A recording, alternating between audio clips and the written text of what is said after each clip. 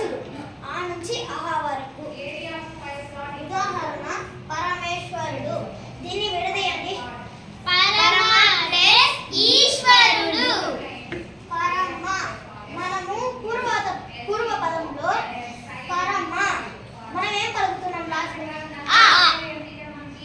ఉత్తర పదంలో స్టార్టింగ్ ఏం కలుపుతున్నాం? ఈ.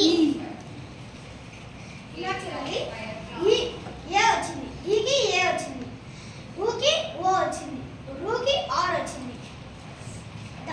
ఇలా పరమేశ్వరుడు మనం పూర్వ పదం స్టార్టింగ్ లాస్ట్ ఏమొస్తుందో దాన్ని మనం బేస్ చేసుకుంటే దాన్ని గుణసంధి అంటారు.